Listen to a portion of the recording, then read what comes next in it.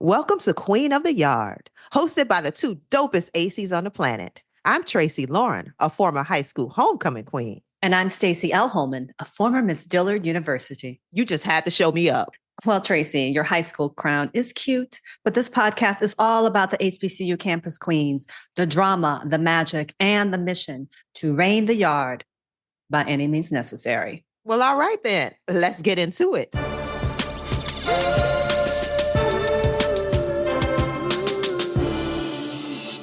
Welcome to another episode of Queen of the Yard. I'm Tracee Lauren, and this is my regal partner in crime, Stacey L. Holman. Hello, my beautiful people. Hope you guys are doing so well and feeling the great vibe of what we're saying to be a new year, a new whatever. It's all new. It's 2025. So excited to be chatting. Well, I'm not chatting. Actually, it's you chatting, Tracee, because you caught up with Roz part 2 of our conversation with Miss Howard, where she was the best year to be Miss Howard, 92, 93. Yeah, just showing some love to my graduating year as well.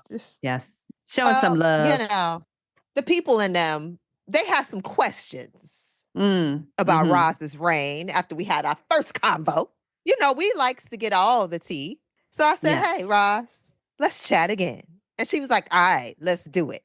Now, was it caffeinated, decaf? Was it green? Was it herbal? What kind of tea was it? I like chai tea. That's chai my tea. Okay, chai tea. A little sweet. With a little bit of almond milk.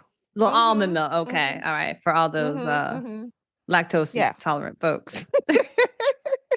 Well, you know, the Irish, they put milk in their tea anyway. So, you know, I'm sure I'm Irish somewhere. I don't know where.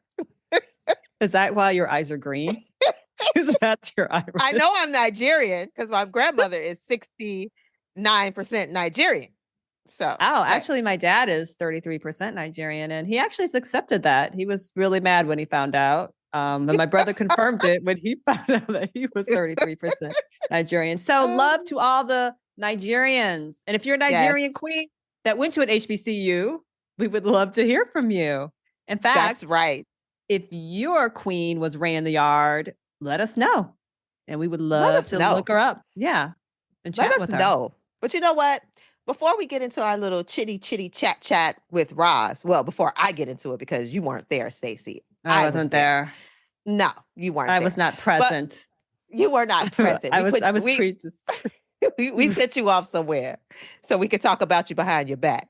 But before we get into it, I want to say, Stacey, do you know that we had an anonymous $3,500 donation to our crowdfunder campaign? Thank you, Angel. Oh my God. Yes, that was like, that was crazy. Sent it to me. I was like, okay, this is the total we have right now. And I was like, oh no, this is what they donated. So yes, thank you to 3,500 Anonymous. We are just so grateful. We thank you for your support, your encouraging message. The message. Honestly, yeah, the money was dope. Now, don't get me wrong. We need that money. But the message, they said, I know this is going to be a success. And I was like, yo, somebody actually believes in our vision. Like, to me, that was so heartwarming because we have been working on this Queen of the Yard vision for a good decade. Yes. Like, and for real. a good decade.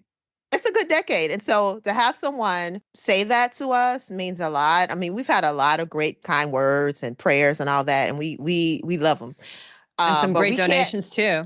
I was gonna say we can't buy no equipment or we can't pay the cinematographer with prayers. We need some money, y'all. I mean, we love the prayers. Please keep praying for us. But while you're praying, put some money in the till. Pass the collection plate. Pass the collection plate. That was the collection plate that I dropped. So because it was so heavy with the bounty of donations that people are going to continue to give. And whether it's the student donation, 5, 10, 15, 20, or whether you're a executive. Well, listen, we've had you can be an editor. You can help contribute to our editor. That's right. You can. And honestly, it's all going to go to good use. So we are super excited right now. We're at $6,300, which is listen, 3 weeks ago we had $0. We had $0. Stacey and I started this crowdfunding campaign, kicking and screaming. We did not want to do it. Someone encouraged us. Thank you, Jessica, for encouraging us to get out there and do it. And so here we are, $6,300 later. We need more. So, hey, you can give up that Starbucks latte, give up that pack of cigarettes. No, seriously. Yeah. If you can sacrifice $5 or $10, we would really, or 30 or 40 or 3,500. Or we would really 4,500 or hey, 10,000 Visionary Circle. So check out our page because we have the Visionary, we have Crown Keepers, we have 5-Minute Club, we have lunch. You want us to eat? You want a happy crew? Feed them. We have editing, we have color correction. There's so many ways that you can support us and you can make these wishes come true. So we thank all of those who've given so far for really believing in the vision, believing in us. Many of you who've donated have been on this journey with us for a long time. Over a decade. Over a good decade. Over a good decade. If you graduated from an HBCU, or if you graduated from an Ivy League too, we don't care where you graduated from. But if you graduated or a Big from Ten, HBCU, or Big Ten, or Big Ten, hey, shout out to Big Ten, baby. Yes, if you graduated, you want to be part of our alumni association, you want us to do a screening on your yard, then hey, make your yard be the one that donates the most money and gets us over our hump, and we're gonna do a private screening there, and it's gonna be dope. And we're going to interview your queen. So let's make it happen, y'all. We thank you for all the donations. Seriously, we're being silly, but we're being serious at the same time. We're seriously silly. We're seriously silly. We're seriously silly. Get a t-shirt. You. Hashtag seriously silly. Seriously silly. So now you guys going to get a chance to hear what I had to say with Roz, or what Roz had to say to me. Wait, how does it work? Anyway, we'll be back later. Roz, it's so good to have you back again. Thank you so much for just sitting down for a bit. One thing that really, really sat with us after your first interview, and what, kind of prompted a lot of questions from our listeners, was the proposition you got from the celebrity. And I want to dig into that a little bit. I'm sure you went through all kinds of emotions in that moment, but in hindsight, a few years have passed by. What are your feelings? And have you ever crossed paths with him again? This guy is one of the most famous people in the world and is highly respected and lauded. So no, I have not had the chance to be in their presence again. Would love to, in a working capacity, still respect the work greatly. What it taught me is that life is complicated. Yeah. Because if I said what happened to me, I would be a part of a movement. I wouldn't be just telling a story about something. It would become a whole thing. This person is huge. Wow. And maybe it would get brushed off. Maybe it would, whatever. But as I'm rising, I don't feel the need to make a protest of it, because it's no different than somebody that was not famous doing it. It was a man thing. It wasn't a fame thing. It was a man thing. And I think that would be my take on it, because I think that's what started to turn me off, because I could have continued on in the pageant world. I was enjoying winning. This is my second pageant that I won, and maybe there's a Miss Black America in it for me, or maybe there's a Miss America in it for me. I was a huge fan of Vanessa Williams. I said that, in our interview, I was a huge fan of Vanessa Williams. I was at a great spot in New York, in Harlem, at a poppin' time. Friends of mine were singing on the stage, which made me feel really good. I eventually got up and sang, that night. And there were other amazing celebrities at that huge table that sat in the center of that club in Harlem. There were other famous athletes. And, I got a look at, a couple of people that I recognized. It was like, oh, this is so cool. And when it happened, I took it in stride, and I moved on, and it felt bad actually for my date because, it was like, wow, you probably should have said something. It felt like I was on display there, but we never had a conversation about it. But that informed me that that's not the guy for me. That informed me that this person is just a human being and that life is complicated. I get it. Because I would not give anything, but I would love to work with this guy. Like, this is the person you want to work with in your career. That means you're a legit amazing actress. So, look at me, right? I'm like trying to get my foot in the door of so many avenues of the entertainment industry, from voiceover to Broadway, and things pop when they pop. But I hadn't even thought about that incident before we, talked about it. Only when I think about Miss Collegiate and Miss Howard Times do I think about that. It's not something that like is on me or anything like that. I'm like, wow. I feel like I dodged a lot of bullets actually during that time. Mm-hmm. I really do. I feel like I, could have been caught up in some situations and be scared right now. we ain't gonna say nothing else. I could be really scared right now.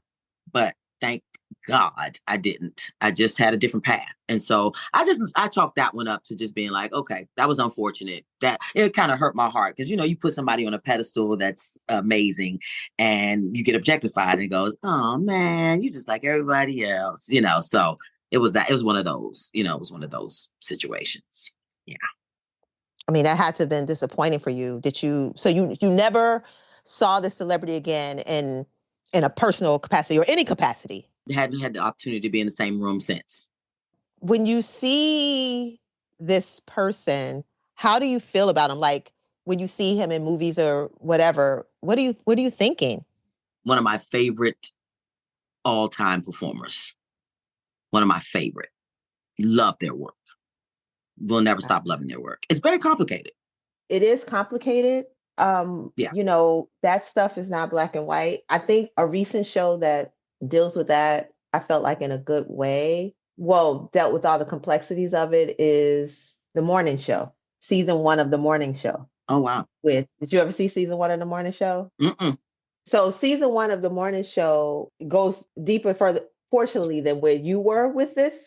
Okay. Fortunately, okay. I'm not saying, I'm going to say this and I'm not belittling your experience at all. What I'm saying is, no. Mm-mm. Fortunately, yours stopped right there. Right.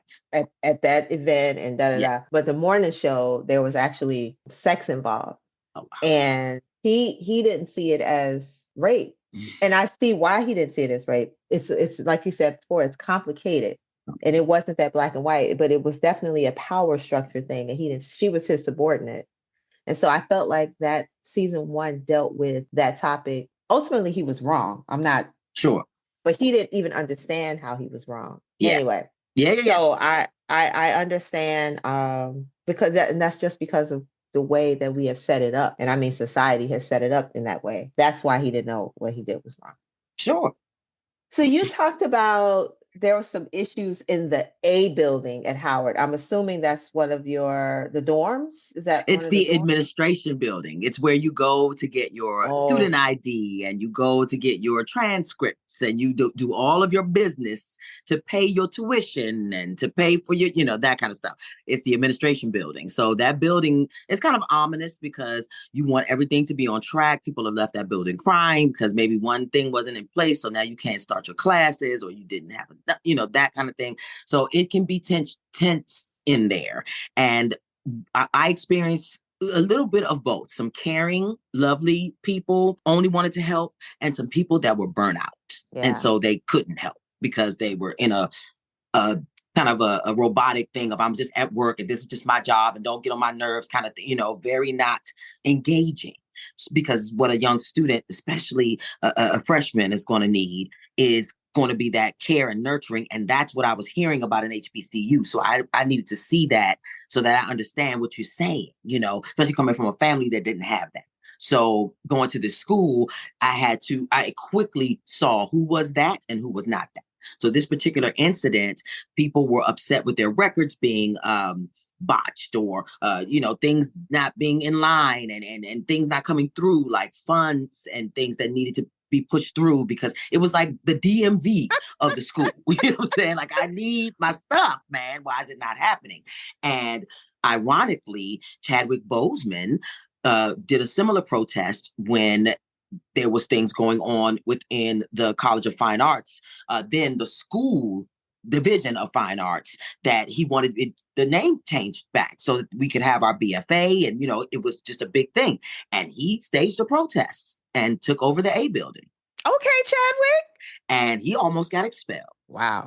And now the College of Fine Arts is the Chadwick A. Boseman College of Fine Arts. So that's how much of a comet that brother was. And so when I came to school that first day, 1990, August something, and walked around on that campus, and it's hot and everybody's beautiful. And I see all these beautiful people sitting crisscross applesauce outside of the building. Some are walking and some are passing water, and they just, some are saying little chants of this and that.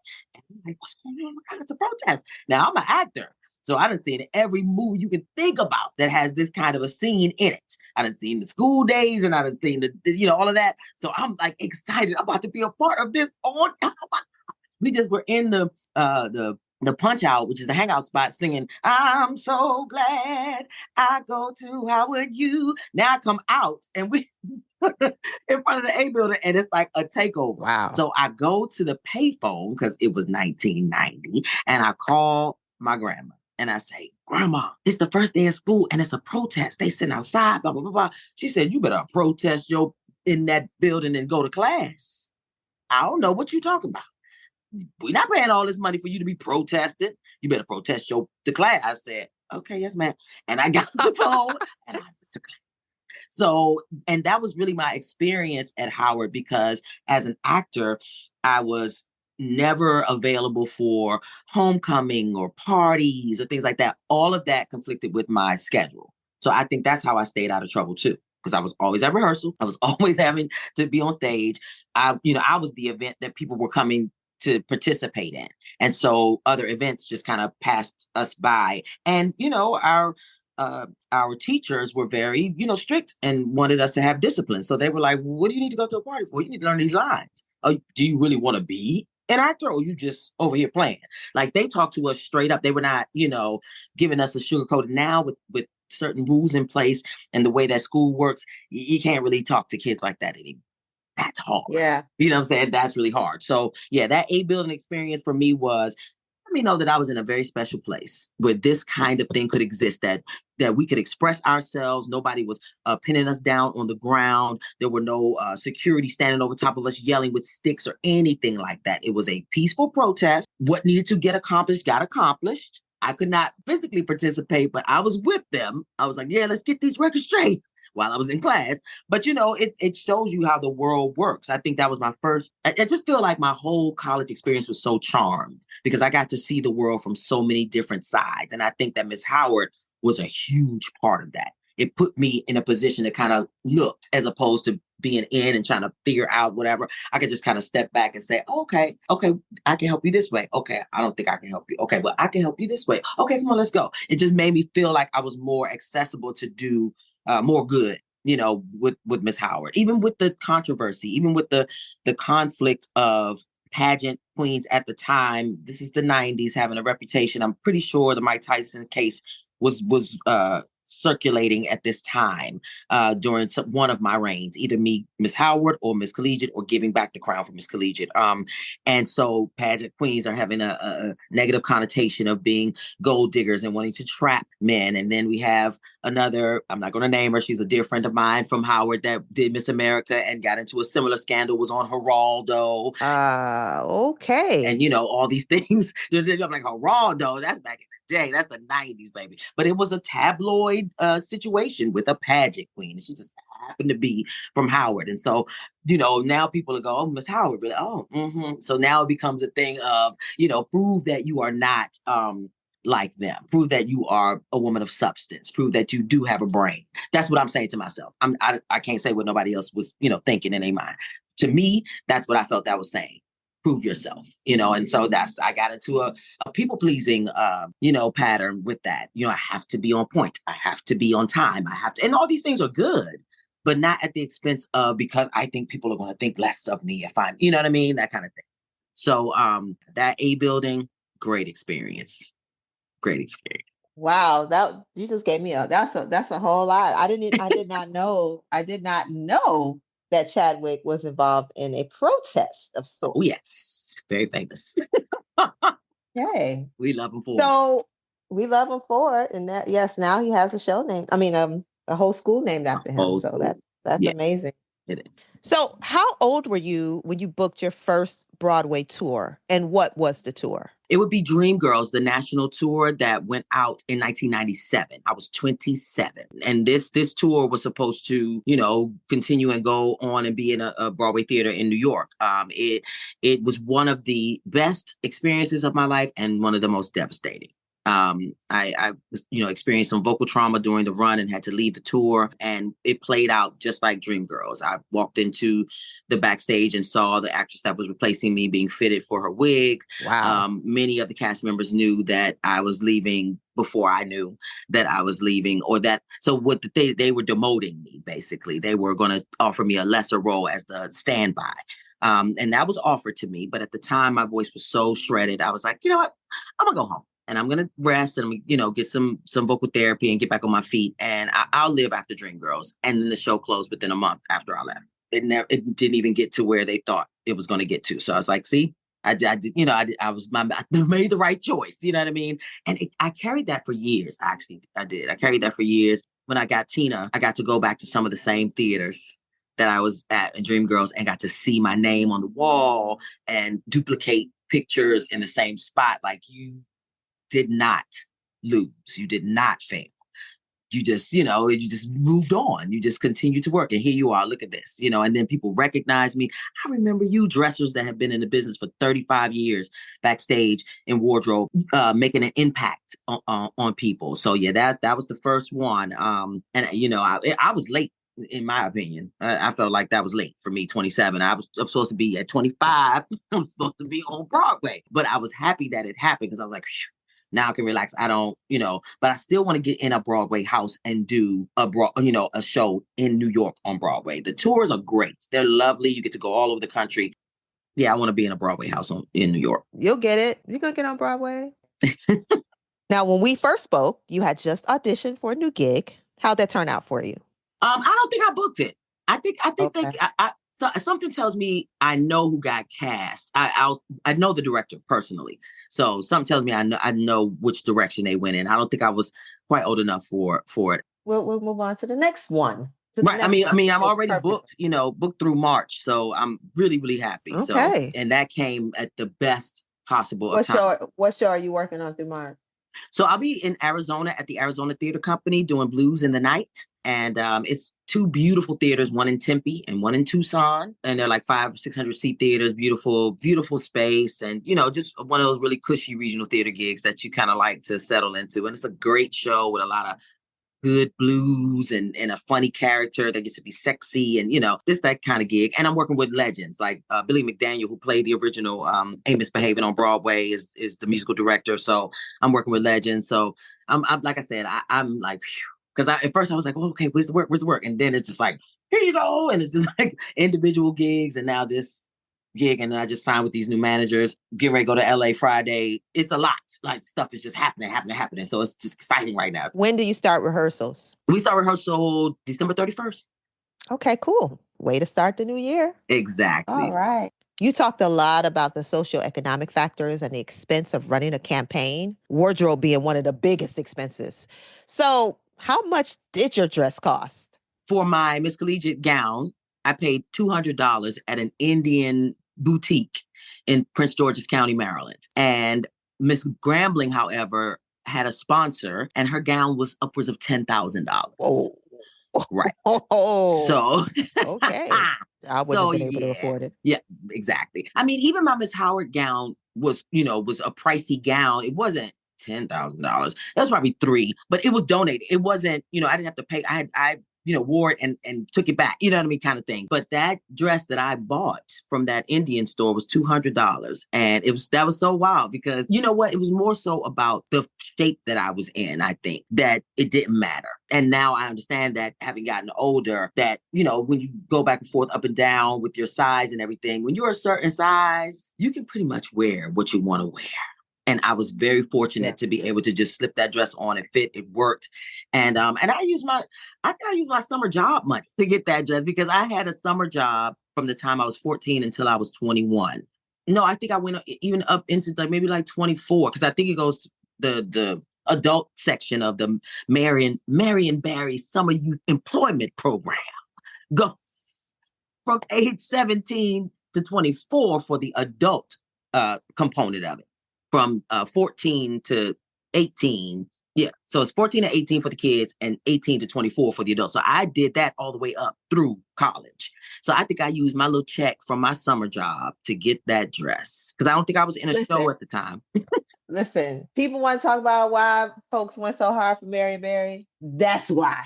Because Marion Barry definitely looked out for the people. Yes, he was smoking crack. Hey. And some of that was, he did get set up, he got whatever. He did. But that man looked out for the people. And that's why people went hard for him. That's why. Seniors, youth, he took care of the people. He was a man for the people. And he knew how to do this programming. He created more Black wealth than any other of his constituents. Like, he did amazing things. So, yeah. No, we love Marion Barry.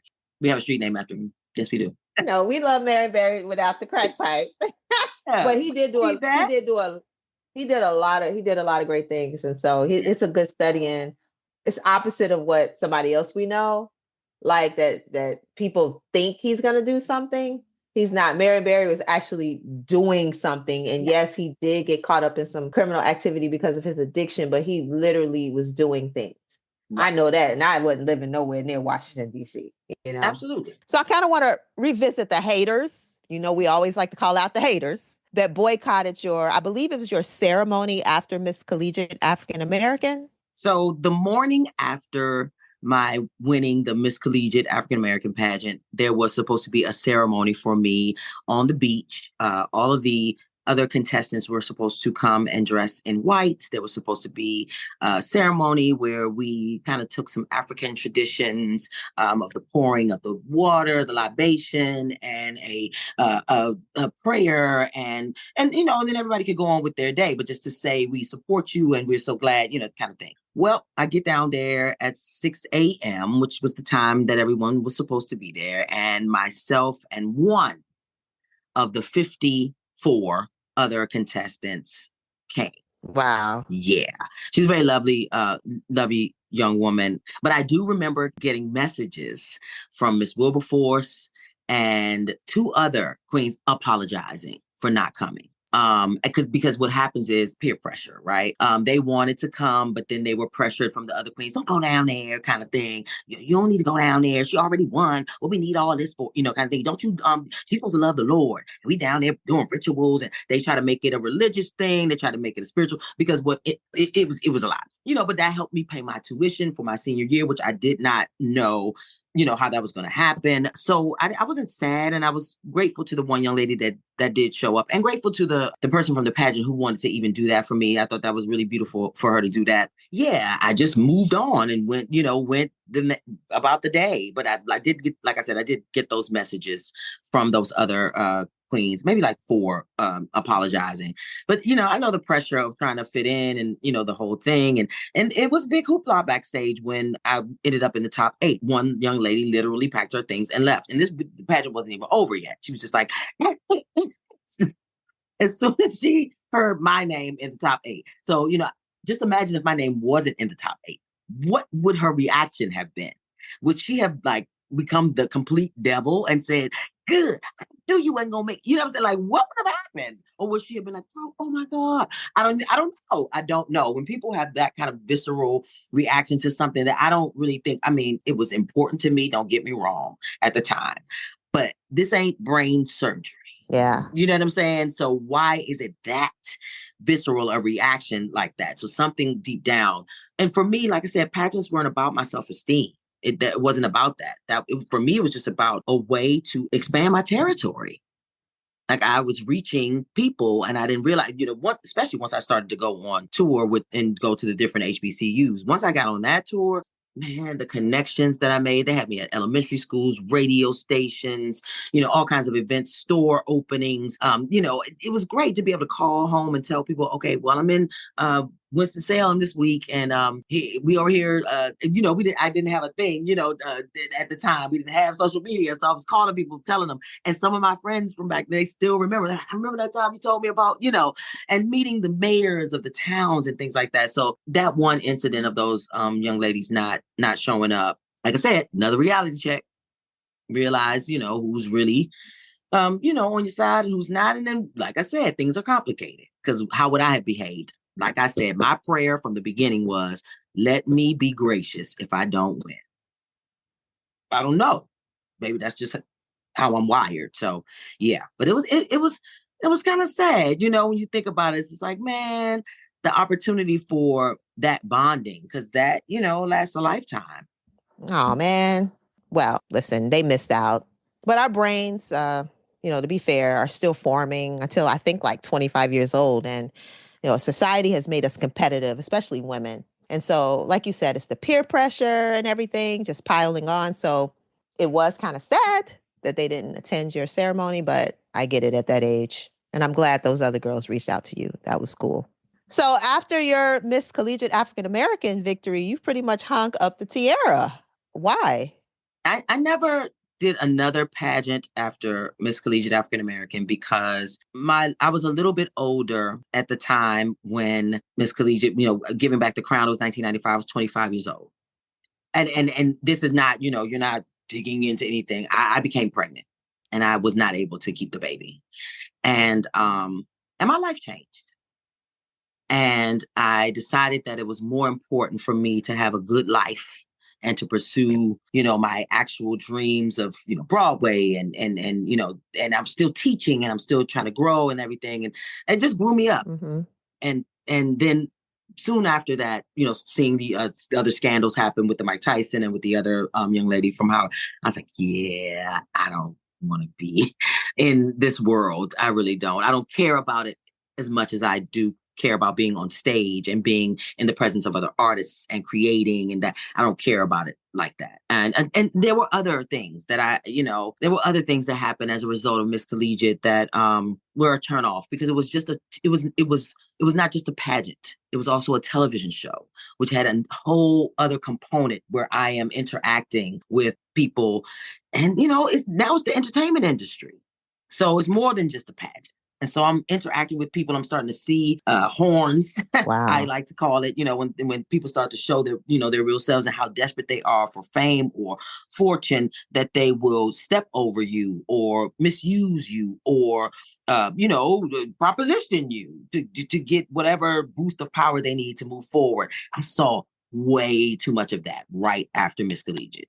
I think because it's a TV show, I was, moving in circles after that. That's how I met my new manager.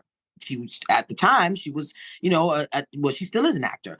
So, but younger and doing her thing. And we met at a party 30 years ago. Had no idea that, all this time passed now, she would be handling my career. So, and that's, I tell my students this all the time. You got to be careful, how you behave and how you move, because these relationships are important. And that's how we keep working. And that's how we keep creating and growing. So please don't put yourself in a situation where somebody says, nope, not her, or nope, not him or them. That's really the upshot of that. I never did another pageant because that just wasn't my life path. Yeah. Wow. Yeah. Oh, I'm sorry about your baby. So you lost your baby, or you put your baby up for adoption? I terminated the pregnancy. Yeah, it was devastating. Oh, I'm 25, yeah. And certainly felt grown enough to have a baby, but was not ready. And right now, oh my God, if I was 25 and had to make that decision and in a place where it might not be able to happen because of whatever or whoever, listen, and so, therapy is amazing and wonderful, because I've been able to work through some things, that maybe I wouldn't have been able to work through if that thing wasn't in place. I just think that women's health centers around much more than just our reproductive system. And so, because we are wired differently and we cannot deny that. You know what I'm saying? You can say like there's different needs. And so, yeah, it just, like I said, that changed my life. I was just like, well, first of all, I need to be more cognizant of, who I'm moving with. because, it's my body, yes, but still, this is, obviously a reflection of what's going on in my life that I'm not ready, right? Either I'm going to get ready because the next time, and here I have a 24-year-old and a 22-year-old. So, and that it was just that simple. There was never any other question. I was healed. I did my therapy. I, placed it. I moved on. I still think fondly, of the life that was growing inside of me. I've made peace. I love God. God loves me. Thank you, God. And my sons are absolutely beautiful human beings. And I have 2 grandsons. So obviously it was meant for me to have children, just not then. So yeah, and I feel very blessed. I've never been ashamed. This is a season out, obviously, of me telling my business because I'm going to be talking like this about stuff. But I love it because the last time I told my business, I shaved my head, and that was a What you couple gonna do Sundays this ago. time? Huh? Oh, That, you just shaved your head a couple Sundays ago. couple Okay. Sundays ago because I was Okay. sick of being in the house in wig caps and just hiding from myself. What you hide from? Your hair coming out. Shave it off. You're fine.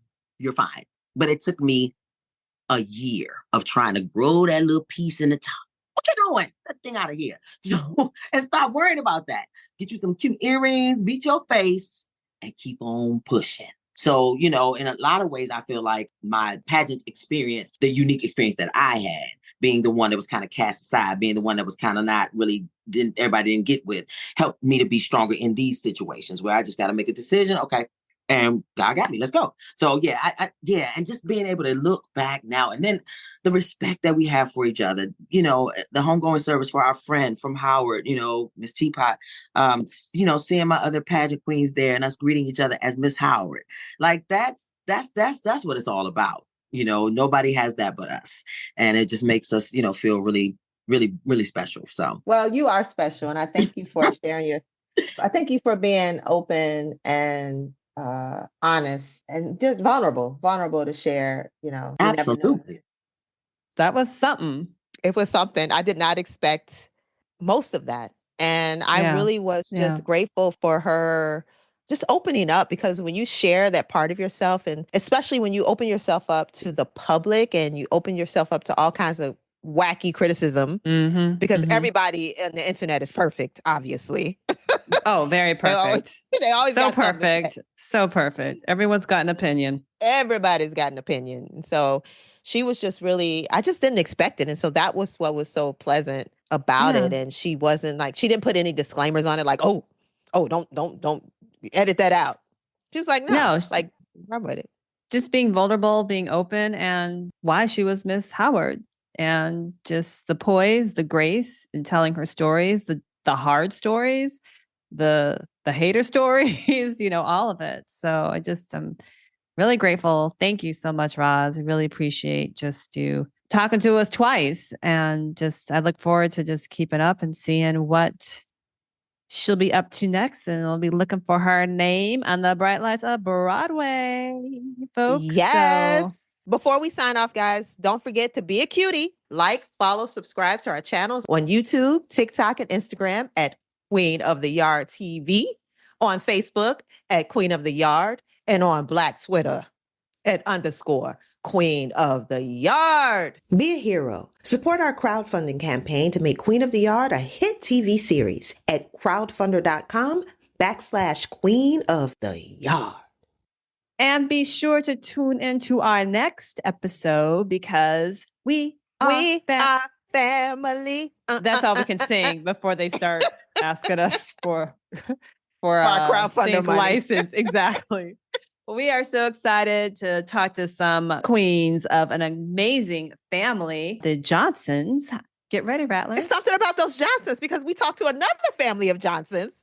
Yeah. In later episodes. We're just exactly the Johnsons are running things. The Johnsons are legacies. There's something about the Johnsons. So, you know, Rattlers, get ready to that's a snakes. That was really terrible. That was almost as bad as your British accent that you did.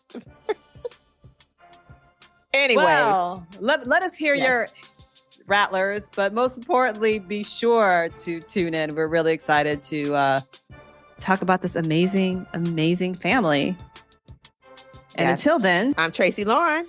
And I'm Stacey L. Holman. Peace. Peace.